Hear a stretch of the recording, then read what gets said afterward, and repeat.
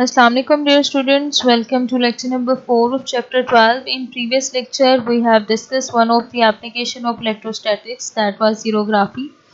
आज के लेक्चर में हम इंकजेट प्रिंटर को डिस्कस करेंगे। इंकजेट प्रिंटर एक ऐसा प्रिंटर है जो कि इलेक्ट्रिक चार्ज को यूज़ करता है for its operation. An inkjet printer is a type of printer which uses electric charge in its operation. Mostly जो कलर प्रिंटर्स होते हैं वो इंकजेट प्रिंटर्स होते हैं। इंकजेट प्रिंटर के कंपोनेंट्स में इंक सोर्स शामिल है। अगर तो कलर प्रिंटर है तो more than one ink source होगा, blue, green, red like ink use होंगी उसमें।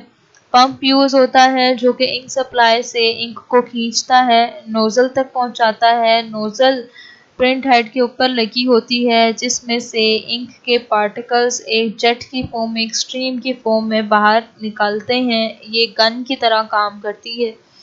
गन से जिस तरीके से बुलेट शूट होती है, इस तरीके से यहाँ पे इंक जो है उसके ड्रॉपलेट्स शूट होते हैं, इसीलिए इसको इंकजेट प्रिंटर कहा जाता है। चार्जिंग इलेक्ट्रोड है जो कि according to instructions, printing instructions ink के ड्रॉपलेट्स को चार्ज करते हैं। रिफ्लेक्टिंग प्लेट्स उनका रास्ता मोड़ने के लिए इस्तेमाल होती हैं, यानी अगर उनको पेपर तक पहुंचाना है तो उनको पेपर तक पहुंचाएंगी, और अगर उनको ज़ाया करना है यानी हमने प्रिंट नहीं करवाना उन ड्रॉपलेट से, क्योंकि इंक की तो लगातार स्ट्रीम आ रही है, तो पेपर के ऊपर हमने कभी इंक लगानी है, कभी प्रिंट नहीं करवाना, तो उस दौरान उस इंक के ड्रॉपलेट्स को गटर के अंदर रिफ्लेक्टिंग प्लेट्स रिफ्लेक्ट कर देती हैं। गटर के अंदर गैर इस्तेमाल शुदा इंक के ड्रॉपलेट्स डाल दिए जाते हैं।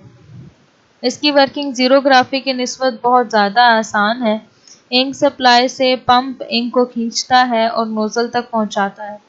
अब ये जो नोज़ल है ये एक तरह से गन की तरह काम करेगी और इसमें से लगातार इंक के ड्रॉपलेट्स की जो स्ट्रीम है वो बाहर निकलती रहेगी। चार्जिंग इलेक्ट्रोड का बहुत इम्पोर्टेंट रोल है। ये इंक के ड्रॉपलेट्स को चार्ज करता है।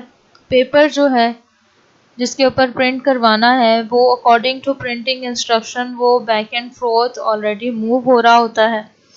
अब चार्जिंग इलेक्ट्रोड क्या करते हैं कि जो इनके ड्रॉपलेट्स आते हैं, जब हमने प्रिंट करवाना है तब ये चार्जिंग इलेक्ट्रोड चार्जिंग कंट्रोल के ज़रिए से ऑफ हो जाते हैं। चार्जिंग इलेक्ट्रोड इंक को चार्ज नहीं करते और इंक जो है वो सीधी पेपर पे स्ट्राइक कर लेती है। जो डिफ्लेक्शन प्लेट्स हैं ये एक तरह से पैरेलल प्लेट कैपेसिटर होते हैं जिनको पोटेंशियल डिफरेंस अप्लाई किया होता है। अब जब आपके पास इंक ड्रॉपलेट्स चार्ज नहीं हैं तो ये इनके ऊपर कोई असरअंदाज नहीं होंगी इसका पोटेंशियल डिफरेंस, और इंक के ड्रॉपलेट्स पेपर के ऊपर स्ट्राइक कर देंगे। लेकिन जब हमने स्पेस प्रिंट करवानी है यानी हमने प्रिंट नहीं करवाना, जैसे लेटर्स के दरमियान में स्पेस आ जाती है, आपको ये इस पूरी पिक्चर के ऊपर, इस पूरी वीडियो के ऊपर डिफरेंट लेटर्स नज़र आ रहे हैं। फ़र्ज़ करें ये सी और एच के दरमियान में थोड़ी सी स्पेस नज़र आ रही है, तो अब इस स्पेस का मतलब है हम यहाँ प्रिंट नहीं करवाना चाहते। तो जब प्रिंट नहीं करवाना चाहेंगे तब चार्जिंग इलेक्ट्रोड को हम, कंप्यूटर जो है वो खुद ब खुद अकॉर्डिंग टू प्रिंटिंग इंस्ट्रक्शंस उसको पढ़ के तो इलेक्ट्रोड को चार्ज प्रोवाइड कर देगा। जब इनके ड्रॉपलेट्स चार्ज हो जाएंगे तो वो पेपर के तरफ जाने की बजाय डिफ्लेक्शन प्लेट्स, चूँकि वो चार्ज होंगे तो चार्ज होने की वजह से वो गटर की तरफ डिफ्लेक्ट हो जाएंगे। तो सबसे इम्पॉर्टेंट रोल यहाँ पे चार्जिंग इलेक्ट्रोड का है। मैं दोबारा रिपीट कर देती हूँ, जब हमने पेपर पे प्रिंट करवाना है तब चार्जिंग इलेक्ट्रोड का सिग्नल ऑफ होगा, वो चार्ज्ड नहीं होंगे, इस वजह से इंक के ड्रॉपलेट्स भी चार्ज्ड नहीं होंगे और इंक के ड्रॉपलेट्स सीधा पेपर के ऊपर स्ट्राइक हो जाएंगे। पेपर मूव हो रहा है अकॉर्डिंग टू इंस्ट्रक्शंस और ये सारा काम इन नैनो सेकेंड्स हो रहा होता है। आपने देखा होगा कि अभी आप पेपर प्रिंटर के अंदर डालते हैं और एंटर का बटन दबाते हैं और फ़ौरन से पेपर प्रिंट होके बाहर आ जाता है विद इन फ्यू सेकेंड्स, पलक झपकने से पहले। तो वो ये वाला जो सारा काम है, जो इतनी आप डिटेल में वर्किंग पढ़ रहे हैं, ये सारे का सारा काम नैनो सेकेंड में हो रहा होता है। और यहाँ पर आपको जो इतनी ज़्यादा स्पेस नज़र आ रही है ये इतनी ज़्यादा स्पेस नहीं होती, ये मिलीमीटर्स तक फ्यू 1 to 2 मिलीमीटर्स तक जो है ये स्पेस होती है, ताकि जब चार्ज हो तो चार्ज को फ़ौरन से डिफ्लेक्शन प्लेट्स जो हैं वो कवर अप कर सकें और बहुत ज़्यादा डिस्पर्शन ना हो, इंक के ड्रॉपलेट ज़ाया ना हो ज़्यादा, और बहुत एफिशिएंट ये वर्किंग होती है। अब फ़र्ज़ करें आपने ए प्रिंट करवाना है, ये सिर्फ आपको समझाने के लिए इतनी डिटेल बता रही हूँ कि आपने फ़र्ज़ करें ए प्रिंट करवाना है। हम यहाँ से स्टार्ट करें जहाँ पे आपको एक कर्सर नज़र आ रहा है, तो यहाँ से आपने स्टार्ट करना है, इसका मतलब है आपने प्रिंट करवाना है यहाँ पर। तो वो चार्जिंग इलेक्ट्रोड ऑफ होंगे और पेपर के ऊपर इंक स्ट्राइक कर जाएगी, पेपर अपवर्ड मूव होगा, आपकी इंक यहाँ पर अब स्ट्राइक होना स्टार्ट है। क्योंकि यहाँ पर अब आपने प्रिंट नहीं करवाना तो चार्जिंग इलेक्ट्रोड ऑन होंगे और पेपर जो है, जो इंक ड्रॉपलेट्स हैं वो गटर में चले जाएंगे। फिर अब अगेन आपने प्रिंट करवाना है तो चार्जिंग इलेक्ट्रोड्स आर ऑफ और पेपर पे स्ट्राइक, ऑन और स्पेस, ऑफ और पेपर पे स्ट्राइक, पेपर ऊपर की तरफ मूव हो जाएगा। अब प्रिंट करवाना है तो चार्जिंग इलेक्ट्रोड ऑफ और पेपर पे इंक स्ट्राइक कर जाएगी। अब ऑन और गटर में इंक जाएगी, फिर ऑन और पेपर गटर में इंक जाएगी, और अब फिर ऑफ, और इसी तरीके से चार्जिंग इलेक्ट्रोड के ज़रिए से वो ऑफ होगा, चार्जिंग इलेक्ट्रोड और पेपर पे इंक स्ट्राइक हो गई। यानी इन शॉर्ट जब हमने प्रिंट करवाना है तब चार्जिंग इलेक्ट्रोड ऑफ होंगे, और जब प्रिंट नहीं होना तब deflection plate charging electrode charge कर देंगे इनको, और डिफ्लेक्शन प्लेट उनको गटर में फेंक देंगी। ये आपकी बुक की वर्किंग है। कुछ प्रिंटर्स के अंदर थोड़ी सी चेंजिंग होती है, थोड़ी सी उसमें अमेंडमेंट की जाती है, वो अमेंडमेंट भी मैंने आपके साथ शेयर की है। ये सिर्फ इंफॉर्मेशन के लिए मैंने आपके साथ शेयर की है। इतने ही कॉम्प्लेक्स अंदर से होता है, आपको जो बताया गया है वो बहुत ही सिंपल सा स्ट्रक्चर बताया गया है। यहाँ पे क्या डिफरेंट है, एक तो ये डिफरेंस है कि इसकी वर्किंग थोड़ी सी उलट है कि जब चार्ज है, यानी जब आपने प्रिंट करवाना है तब डिफ्लेक्शन प्लेट्स उसको प्रिंट करवा रही हैं, और जब चार्ज नहीं करवाना तब इंक गटर में जा रही है।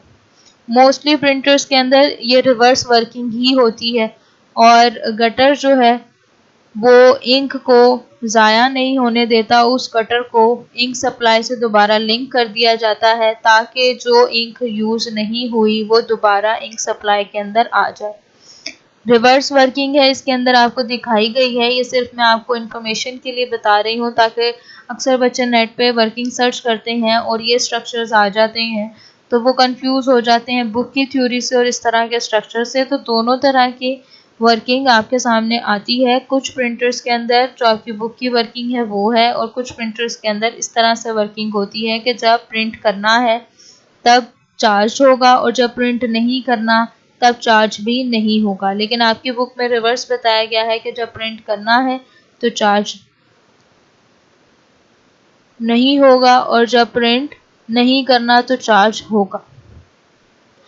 ओके जी, ये बुक की ही वर्डिंग है, बस थोड़ी सी मैंने अमेंडमेंट की है। आप चाहें तो वर्किंग को इसी तरीके से पॉइंट्स में लिख सकते हैं, चाहे तो पैराग्राफ में लिख सकते हैं, it's all up to you, जैसे आपको इजी लगे। While shuttling back and forth across the paper, paper आगे और पीछे की तरफ मूव हो रहा होता है, और इंकजेट प्रिंटर से इंक की स्ट्रीम जो है वो रिलीज हो रही होती है। इंक नोजल से फोर्स के ज़रिए से बहुत तेज़ी के ज़रिए से बाहर निकलती है और छोटे छोटे ड्रॉपलेट्स में तकसीम हो जाती है। अपने सफ़र के दौरान जो ड्रॉपलेट्स हैं वो चार्जिंग इलेक्ट्रोड्स के ज़रिए से चार्ज हो जाते हैं। डिफ्लेक्शन प्लेट जो कि बेसिकली पैरेलल प्लेट कैपेसिटर हैं, उनको डिफ्लेक्ट करने के लिए इस्तेमाल होती हैं पेपर के ऊपर या गटर के, यानी डिफ्लेक्शन प्लेट्स पेपर पे या गटर में डिफ्लेक्ट करने के लिए इस्तेमाल होती हैं। जब प्रिंट हेड मूव्स होता है उन रीजन के ऊपर जहाँ पर ink which are not to be inked, यानी जहाँ स्पेस है, एम्प्टी स्पेस है और आपने प्रिंट नहीं करवाना, तब चार्जिंग इलेक्ट्रोड्स को ऑन कर दिया जाएगा और इंक ड्रॉपलेट्स के ऊपर चार्ज आ जाएगा।